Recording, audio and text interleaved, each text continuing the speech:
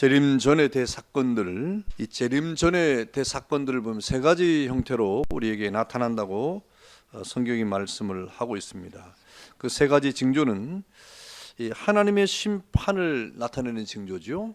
하나님의 심판을 가리키는 징조들이 이렇게 우리 앞에 나타나게 될 거다 그랬습니다. 그 하나님의 심판의 징조가 무엇입니까? 예를 들면 전쟁, 기근, 지진, 그다음에 전염병, 그리고 하늘의 징조, 별들의 징조죠. 그런 것들이 이제 이 세상 끝날에 주님의 재림 전에 이 사건들을 우리에게 알려주는 그런 모습이다 그랬습니다. 하나님의 심판을 나타내는 그런 징조입니다. 그리고 이제 또 하나님의 은총을 증거하는 징조들, 그 반대로 하나님의 심판의 징조도 있지만 주님 전에는 또 하나님의 은총을 증거하는 징조도 드러난다 그랬습니다. 그것이 무엇입니까? 그것이 바로 복음의 세계적 전파죠. 복음이 증거되는 것이다. 그래서 마지막 시대가 되면 복음 증거가 더 활발하게 전개가 될 것입니다. 그러나 그 가운데 예수 믿는 사람들은 작을 수도 있고 많을 수도 있으나 그 결과는 관계없이 복음 전파는 활발하게 진행이 될 것이다. 그러면서 또 하나의 특징은 무엇입니까? 이스라엘의 회심이라고 말씀드렸습니다. 이스라엘의 회심. 이스라엘의 거국적인 회심인데 그렇다고 해서 모든 이스라엘이 다 돌아오는 것은 아니고 그 가운데 하나님의 구원의 은총을 받은 사람들이 돌아오게 될 것이다 하는 그런 내용이죠. 그리고 재림전의 대사건 세 번째는 뭐냐면 하나님께 반역하는 징조, 배역의 징조가 드러나게 될 것인데 우리 지난 시간에 배웠습니다. 적그리스도의 출현이에요. 적그리스도의 아주 이 분명한 이런 이 뚜렷한 현상 가운데 하나가 적그리스도의 출현이라 그랬습니다. 그래서 이것은 다니엘서에서 나타난 환상, 또 요한계시록에도 이 세상 나라에서 하나님을 반역하는 징조들이 전 세계적으로 벌어지는데 거기에 최종적으로 힘을 규합하는 세력이 바로 적그리스도의 세력이 될 것이다. 그 적그리스도 세력이 무엇이냐 하는 것은 정확하게 알 수 없지만 그 세력이 앞으로 전 세계를 이렇게 정신적으로 또 경제적으로 때로는 영적으로 이렇게 통일성을 가지면서 하나의 힘 있는 그런 존재가 드러나게 될 것인데 그것이 바로 하나님을 대적하는 그러한 요소가 될 것이다 하는 것입니다. 그러면 오늘 이 재림전의 대사건들을 하나님께 반역하는 일이 두 번째인데요. 적그리스도의 출현과 대환란 두 번째인데 바로 이 새 영이 뭐냐 하는 새 영의 정체입니다. 나중에 이 적그리스도를 옹립을 하면서 하나님을 반역하는 일이 생기는데 이 하나님을 반역하는 적그리스도를 옹립을 하는 아주 중요한 세력이 이 새 영, 다시 말하면 세 마리 짐승이라고 이렇게 성경이 말하고 있습니다. 그래서 하나님께 반역하는 징조를 배후에서 조종하는 이 새 영이 등장하는데 그것이 바로 큰 붉은 용, 그리고 그의 하수인들은 바다에서 올라오는 짐승과 땅에서 올라오는 짐승 그랬습니다. 이 세 가지 정체예요. 이 새 영이라고 말하고 있습니다. 세 마리 짐승, 세 마리 짐승을 중점적으로 살필 텐데요. 첫 번째 큰 붉은 용이라고 했습니다. 큰 붉은 용. 이 큰 붉은 용은요, 그 정체는 사탄이에요. 큰 붉은 용의 정체는 사탄이에요. 요한계시록 12장 3절에 그렇게 말씀했는데 다 같이 한번 읽어볼까요? 다 같이 시작. 하늘에 또 다른 이적이 보이니 보라, 한 큰 붉은 용이 있어 머리가 7이요 뿔이 10이라. 그 여러 머리에 7 왕관이 있는데 그랬습니다. 이 요한계시록 12장 3절에 등장하는 큰 붉은 용은 그 정체가 사탄입니다. 요한계시록 20장 2절에는 이 큰 붉은 용의 정체에 대해서 말하기를 용을 잡으니 곧 옅뱀이요 또 마귀요 사단이라고 했다 그랬습니다. 또 9절에 보니까 큰 용이 내어 쫓기니 옅뱀 곧 마귀라고도 하고 또 사단이라고도 하는 온 천하를 꿰는 자라. 땅으로 내어 쫓기니 그의 사제들도 저와 함께 내어 쫓기니라 그랬습니다. 그러니까 이 큰 붉은 용의 정체는 다름 아닌 사탄이라고 성경이 말씀을 하고 있어요. 그래서 이 사탄이 혼자 일하는 게 아니라요, 가만히 보니까 이 사탄이 뒤에서 조종을 하는데 그 하수인들이 누구냐? 바로 다음에 나오는 두 짐승인데 바로 바다에서 올라오는 짐승과 땅에서 올라오는 짐승, 이 두 마리 짐승을 뒤에서 조종하는 가운데 이 세 마리의 짐승이 이렇게 연합을 해가지고 하나님을 대적하는, 반역하는 그러한 일들이 앞으로 생길 것이다 하는 것입니다. 그래서 큰 붉은 용은 첫 번째는 그 정체가 사단이라고 말씀을 드렸고, 두 번째는 바다에서 올라오는 한 짐승이 있습니다. 바다에서 올라오는 한 짐승. 그래서 이 바다에서 올라오는 한 짐승을 누가 조종합니까? 큰 붉은 용이 조종한다고 그랬죠? 큰 붉은 용은 바다에서 올라오는 한 짐승을 배후 조종하는 자이다 그랬어요. 그러니까 이 큰 붉은 용이 문제예요. 바다에서 올라오는 짐승이 뭐냐? 무신론적 패권주의 국가, 다시 말하면 세상의 정부인데 강력한 힘을 가진 정부를 말하는 세속 권력입니다. 세속 권력. 바다에서 올라오는 짐승. 그래서 이 세상을 성경은 바다라고 이렇게 상징을 할 때가 많이 있습니다. 바다라. 그래서 이 바다에서 올라오는 짐승은 바로 그 정체가 세속 권력을 말하는 세속의 권력. 요한계시록 13장 1절을 다 같이 한번 읽어보겠습니다. 시작. 내가 보니 바다에서 한 짐승이 나오는데 뿔이 열이요 머리가 일곱이라. 그 뿔에는 열 왕관이 있고 그 머리들에는 신성 모독하는 이름들이 있더라 그랬습니다. 그리고 2절도 같이 읽을까요? 2절 다 같이 시작. 내가 본 짐승은 표범과 비슷하고 그 발은 곰의 발 같고 그 입은 사자 입 같은데 용이 자기의 능력과 보좌와 큰 권세를 그에게 주었더라. 이 용이, 붉은 용이 그에게 권세를 주었더라. 세속 권력에게. 그래서 이 바다에서 올라온 짐승인 이 세상 권력에게 누가 힘을 줍니까? 사단이 힘을 주는 거예요. 그래서 하나님을 대적하도록. 하나님을 대적한다는 말은 곧 누구를 대적하는 것입니까? 교회를 대적하는 것입니다. 교회를 대적하는 것입니다. 그래서 제가 말했죠. 지금 미국의 하원 의원과 상원 의원의 개원을 하면 새해가 되면 또 대통령이 이렇게 새로 뽑히면 취임식 할 때 성경에 손을 얹고 선서를 하고 그 옆에서 목사님이 기도를 하는 순서가 다 있어요. 미국은 그렇게 해서 시작을 합니다. 우리나라도 재헌국회 할 때 처음 시작할 때 목사님이 기도를 했어요. 이승만 당시 의원이 재헌국회를 하면 제일 연장자니까 이렇게 사회를 봤는데 기도를 그 의원 중에 목사님이 계셨는데 목사님을 기도를 시켰어요. 그래서 그 속결력이 다 나와 있어요. 우리나라도 기도를 시작한 나라예요. 근데 미국은 전통적으로 그렇게 했습니다. 그런데 기도를 할 때 누구 이름으로 기도했다고요? 모든 신들의 이름으로 아멘 이렇게 기도했다니까요. 영상이 그렇게 나와요. 이번에 미국의 대통령이 누구죠? 바이든이잖아요. 바이든 대통령 취임식할 때 그렇게 기도했어요. 성경에 손을 얹기는 얹었는데 옆에서 목사님이 기도하는데 뭐 이 기도 한참 하더니 마지막에 모든 신들의 이름으로 아멘 그래 버리는. 이게 여기만 그런 게 아니에요.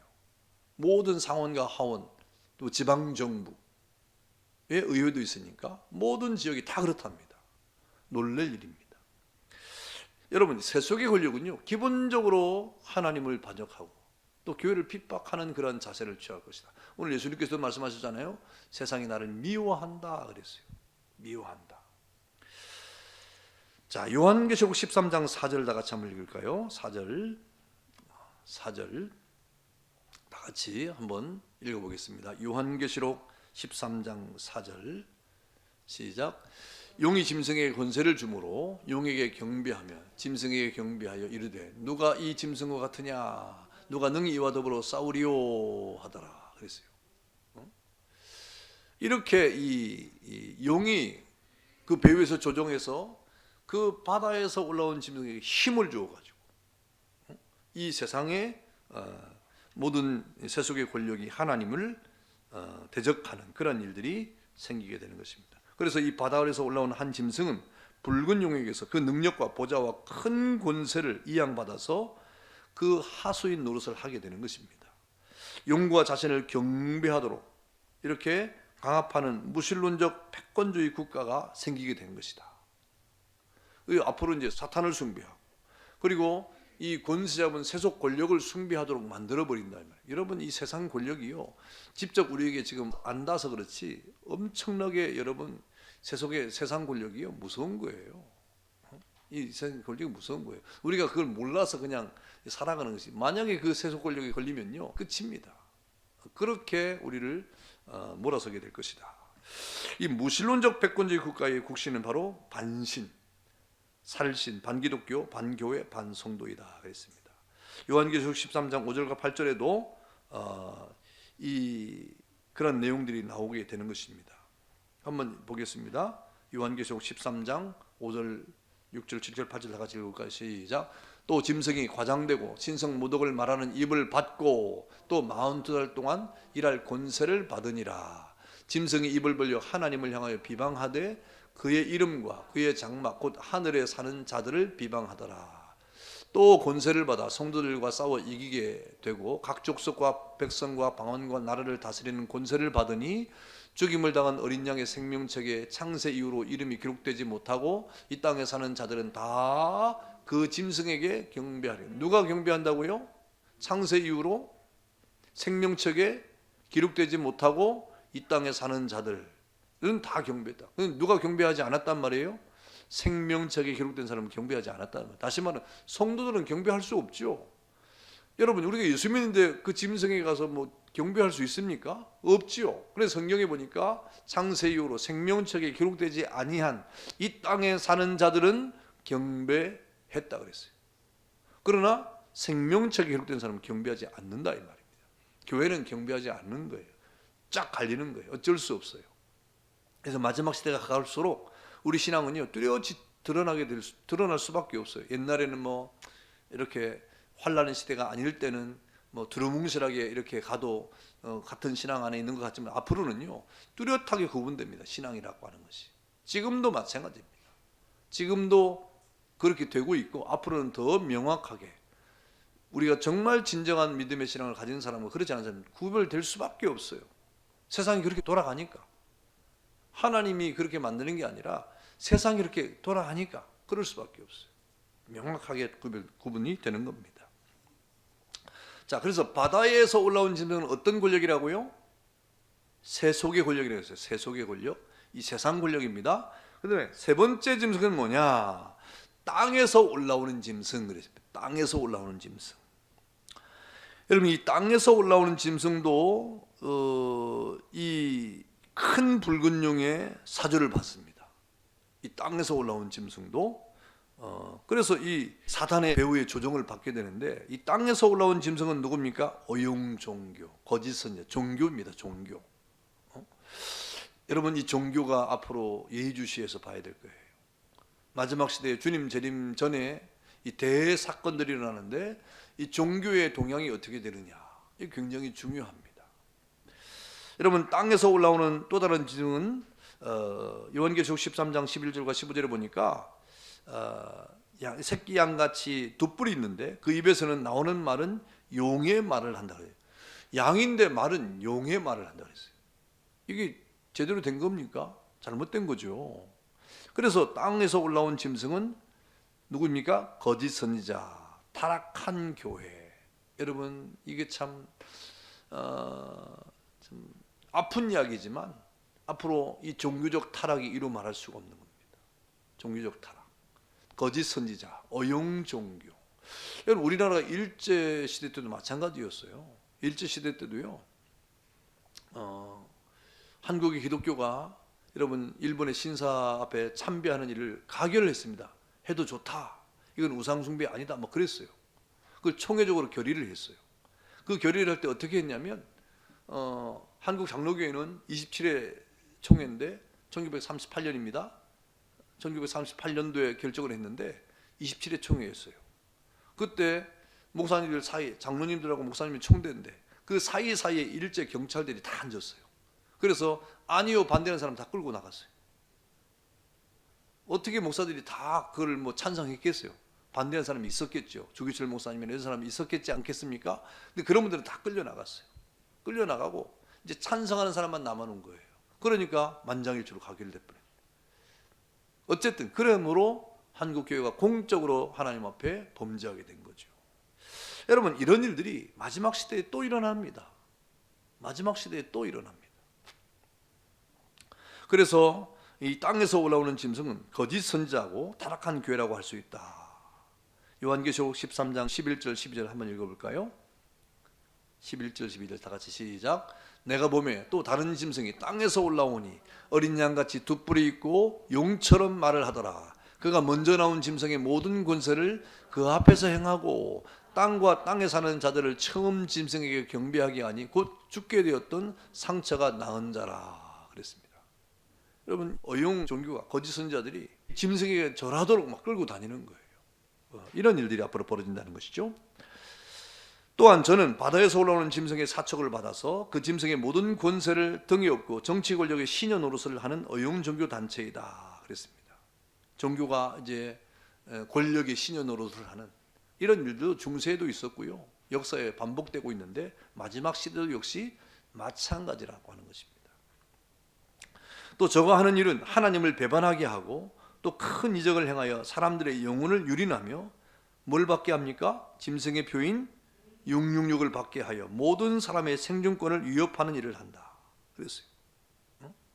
우리가 그 유명한 666 이것이 뭐냐, 사람들이 얼마나 말이 많은지 666이 뭐냐, 뭐 전자칩이다, 어떤 사람은 뭐 그렇게 말하고 뭐 말은만 하지만 그게 중대한 게 아니에요. 660이 무엇인가가 중대한 게 아니라 마지막 시대에 여러분 이 어용 종교 거짓 선지자들이요 큰 이적 능력을 행한다 이 말. 능력을 큰 힘을 발휘하고 능력을 행해가지고 예수 믿는 사람들을 막 끌고 다니는 거예요. 끌고 다니면서 마지막에 짐승의 표를 받게 한다. 다시 말하면 짐승에게 경배하게 하는 인침을 받게 한다 이 말입니다. 그래서 이 땅에서 올라오는 짐승은 바로 바다에서 올라오는 짐승에게 사촉을 받고 또 신여 노릇을 하는 어용 종교 거짓 선지라고 할 수가 있다 그랬습니다. 그래서 이 세 마리 짐승은요, 큰 붉은 용과 바다에서 올라오는 짐승, 땅에서 올라오는 짐승은 결국 무엇을 합니까? 인류 최후의 전쟁인 뭘 준비해요? 아마겟돈 전쟁을 준비한다 그랬어요. 이 세 짐승이 연합을 해가지고 마지막에 전쟁을 하나 준비하는데 그 전쟁이 바로 아마겟돈 전쟁이라고 성경이 말합니다. 저들을 이렇게 전쟁 준비를 하는 이유가 뭐예요? 전쟁은 누가 싸우려고 하는 거 아닙니까? 싸우려고 준비하는 거잖아요. 누구와 싸우려고 그래요?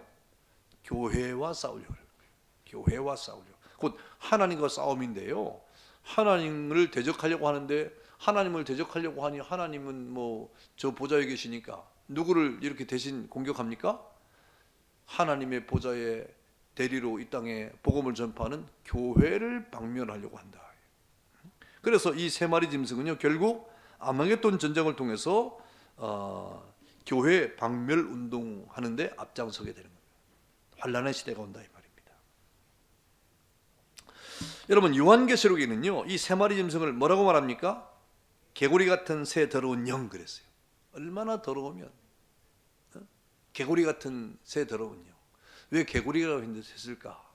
개구리는 이 파충류기도 하고, 개구리는 무슨 양서류죠. 물에도 살고 땅에도 살고.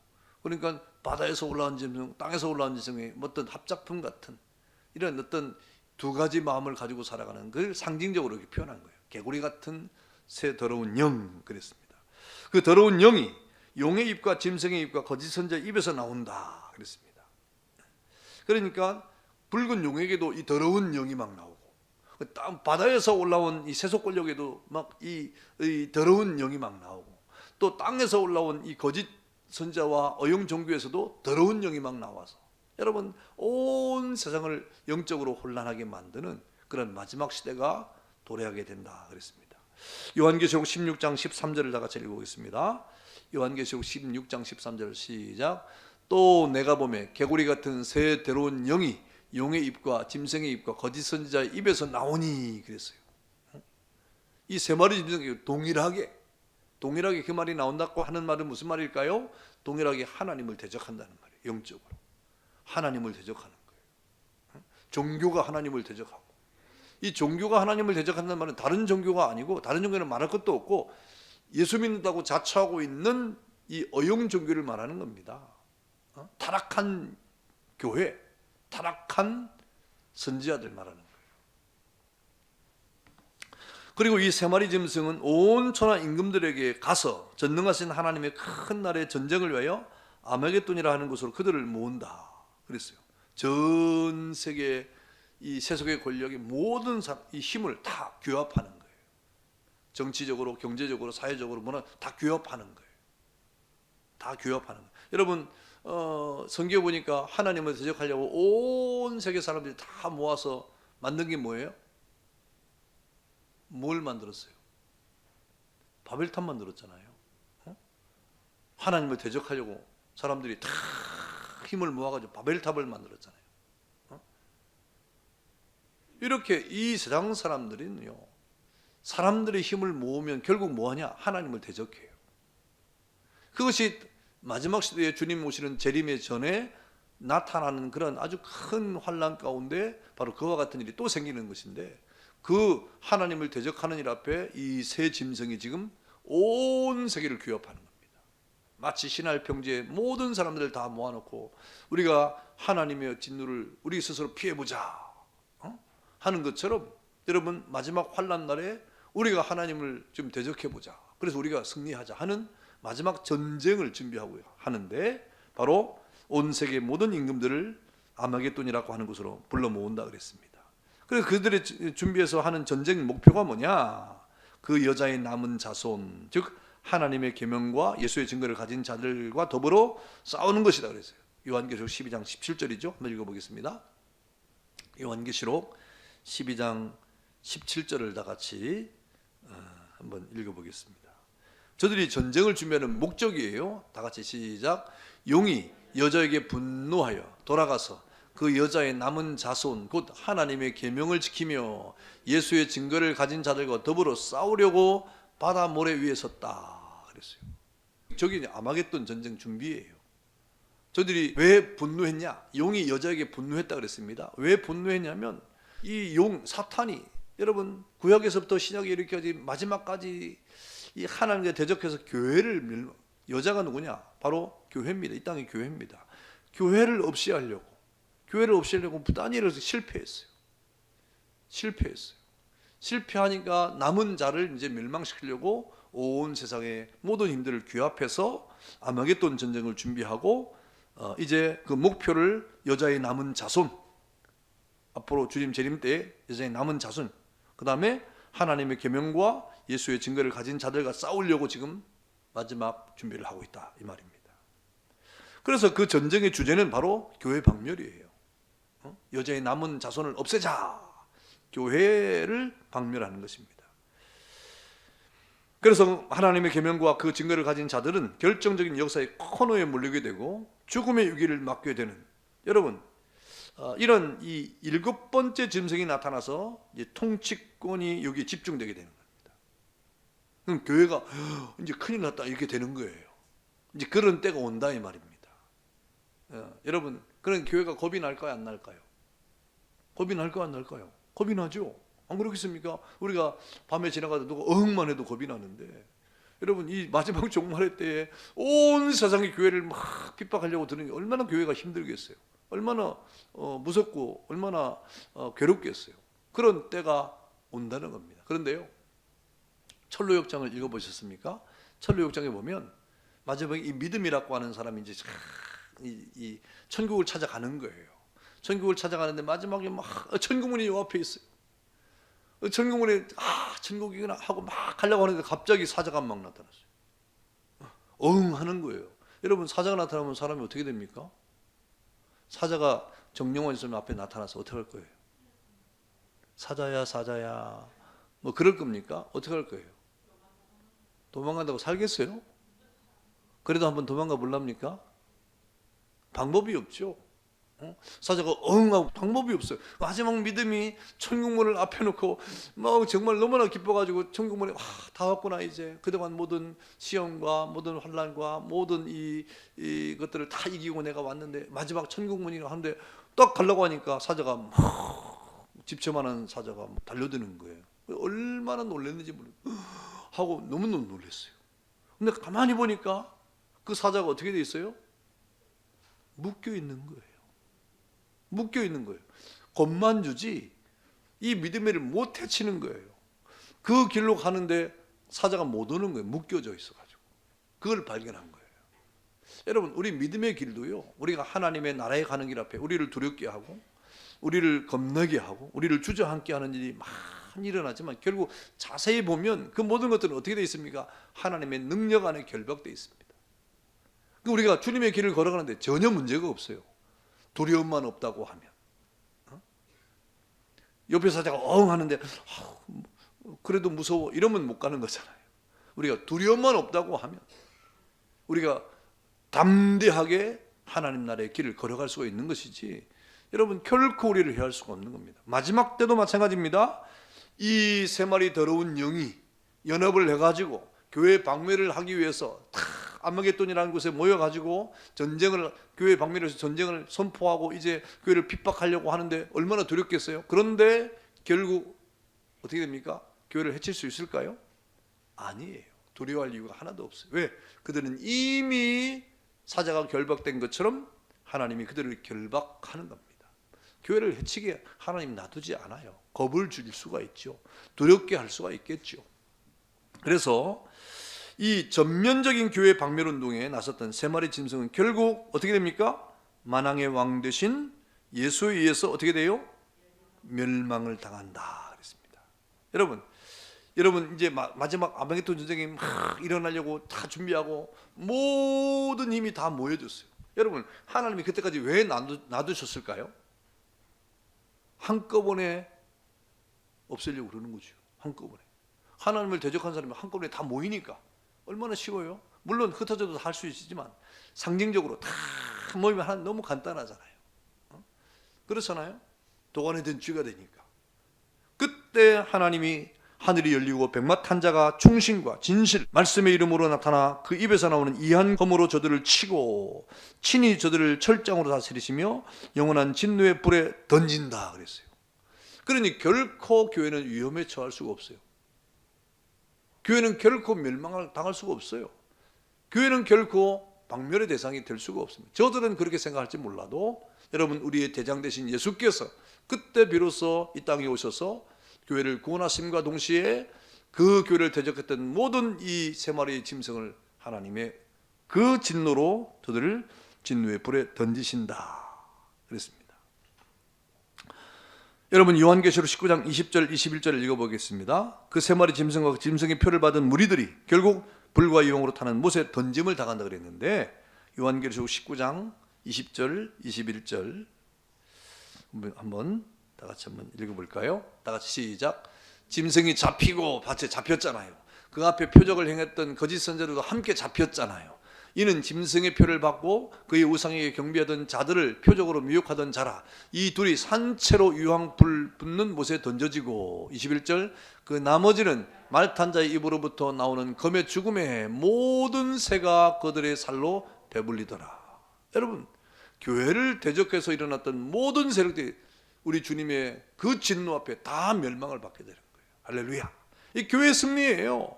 여러분, 우리 신앙생도 마찬가지입니다. 여러분, 이 땅을 살아갈 때 우리 예수 믿는 사람들은요, 승리하게 돼 있어요. 왜? 주님이 우리의 대장 되시는데요. 주님만 믿고 나가면 여러분 염려, 근심, 걱정 아무 이유가 없어요. 우리에게 승리만 있을 뿐입니다. 여러분, 성도를 박멸하러 왔던 세 마리 짐승은 이 어린 양으로부터 싸우지만은, 그러나 어린 양은 만주해 주시오 만왕의 왕이심으로 저희를 이기실 터이요. 또 그와 함께 있는 자들 곧 부르심을 입고 빼내심을 입은 얻은 자들은 어떻게 합니까? 이길 것이다. 예수님이 이길 것이고 또 교회가 이길 것이라 이 말입니다. 교회는 반드시 이긴다. 그러니 여러분, 우리가 두려워할 이유가 있을까요? 없을까요? 없다는 말이에요. 담대하게 믿음으로 우리가 걸어가면 마침내 하나님의 나라에서 우리 주님과 함께 기쁨의 제를 맞이하게 될 것이다. 이게 요한계시록의 마지막 송령이에요. 송령이에요. 자, 그러니 우리는 참 얼마나 든든한 우리의 예수님이 계신지 모릅니다. 내용 연구 한번 보겠습니다. 내용 연구. 여러분 그 주일날 공부할 때 성경도 찾아보고 다 하죠? 예, 다 찾아서 그래 세밀하게 하십시오. 자, 내용 연구 1번. 하나님께 반역하는 징조들을 배후에서 조종하는 세 마리 짐승은 무엇입니까? 예, 첫 번째 짐승은 큰 붉은 용, 두 번째 짐승은 바다에서 올라온 짐승, 세 번째 짐승은 예, 땅에서 올라온 짐승. 여러분 큰 붉은 용의 정체는 뭐예요? 사탄이죠. 예, 바다에서 올라온 짐승의 정체는 뭘까요? 세속권력이죠. 세속권력입니다. 땅에서 올라온 짐승은 정체가 뭐죠? 어용 종교, 타락한 종교, 거짓 선자입니다. 자, 2번. 바다에서 올라온 짐승과 땅에서 올라온 짐승에 대한 설명인데요. 맞는 것은 O표, 틀린 것은 X표 하십시오. 그랬습니다. 1번 보겠습니다. 바다에서 올라온 짐승은 교회와 성도를 보호하는 역할을 한다. 말도 안 되죠. 예. 예. 2번. 바다에서 올라오는 한 짐승인 무신론적 패권주의 국가의 국시는 바로 반신, 살신, 반기독교, 반교회, 반성도이다. 그렇죠? 예.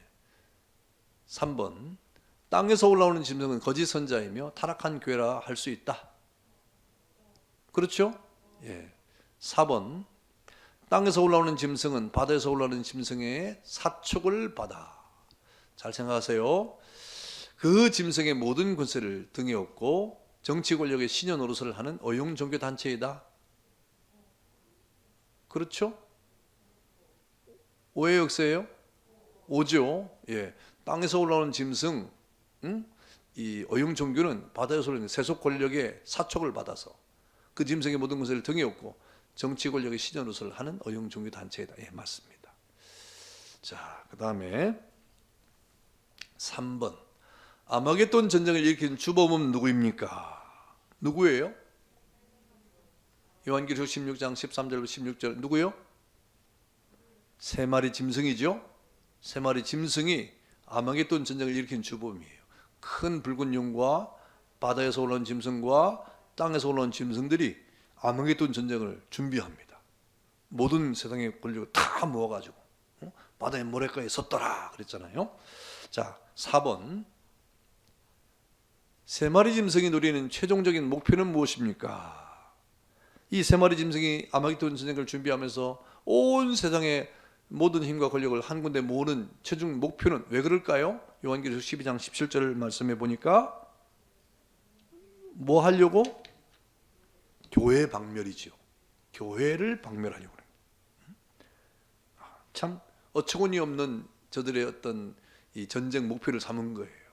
실패하지만은 교회 박멸이 저들의 최종적인 목표입니다. 하나님을 대적하는 건데 곧 교회 박멸입니다. 자, 5번. 그렇다고 하면 아마겟돈 전쟁의 최후 승리는 누구입니까? 예, 그렇죠. 요한계시록 17장 14절 어린 양과 택함을 받은 진실한 자들, 다시 말하면 만왕의 왕이요 많은 만주의 주가 되신 어린 양 되신 예수님과 그 택함을 받은 진실한 자들, 교회가 결국에는 최후의 승리자가 될 것이다 라고 성경에 말씀을 하고 있습니다. 자, 그러니 우리가 요한계시록 읽고 또 이런 성경 공부를 해보면 야, 교회가 핍박을 당하고 환난을 하고 이런다던데 내가 예수를 믿는 거 잘한 건지 못한 건지 이런 염려를 할 필요가 전혀 없습니다. 전혀 없는 거예요. 예수 잘 믿는 거죠. 예, 감사합니다. 자, 기도하겠습니다. 자비하신 아버지 하나님, 은혜를 감사합니다. 우리 주님께서 재림하시기 전에 대사건들이 벌어지는데 이 대사건들이 일어나는 모든 역사의 방향이 하나님을 대적하는 그런 방향으로, 그리고 그리스도의 영광을 드러내는 방향으로 움직이고 있습니다. 마지막 심판 때에 다가올수록 사탄의 괴계가, 그리고 타락한 종교가, 우리 세상 권력이 하나님을 대적하는데 이 모든 것 속에 교회가 환난과 핍박 속에 놓일 수 있으나, 그러나 우리가 담대해야 됩니다. 자비하신 아버지 하나님, 우리에게 믿음을 도와셔서 마지막 때에 주님을 만나는 그 시간까지 우리에게 믿음을 허락하여 주옵소서. 예수님의 이름으로 기도하옵나이다. 아멘. 감사합니다.